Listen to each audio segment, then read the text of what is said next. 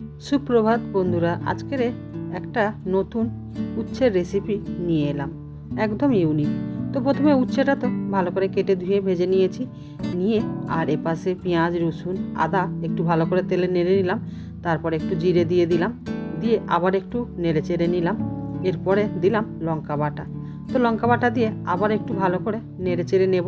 এরপরে দিলাম হলুদ গুঁড়ো, দিয়ে আবার একটু ভালো করে এপিট ওপিট করে নেড়ে একটু হালকা করে জল দিলাম। তো জলটা দিয়ে ভালো করে নেড়ে নিয়ে আবার একটু স্বাদ মতো লবণ দিয়ে দিলাম, দিয়ে ভালো করে একটু কষিয়ে নিলাম। তারপরে দিয়ে দিলাম উচ্ছে আলুটা। তো উচ্ছে আলুটা ভালো করে একটু কষিয়ে নেব। তো মিনিট 10-15 কষতে হবে। কষার পরে তেলটা একটু ছেড়ে যাবে। তারপরে হালকা করে একটু জল দিয়ে দিলাম। তারপরে আবারও নেড়ে চেড়ে একটু চাপা লাগিয়ে দিলাম। চলে এলাম 10 মিনিট পরে। উচ্ছে আলুটা ভালোভাবে সেদ্ধ হয়ে গেছে। এবারে ভালো করে নেড়ে নেড়ে এটাকে শুকনো করে নিতে হবে। তারপরে দেখো শুকনো করে লাভিয়ে নিলাম। তো আমার উচ্ছের ঝাল অল কমপ্লিট। এইভাবে যদি রেসিপিটা বানানো হয়, তো যারা তিতো খায় না তারাও কিন্তু তিতো খাবে চেটে পুটে। বাড়িতে তোমরা একবার হলো ট্রাই করবে।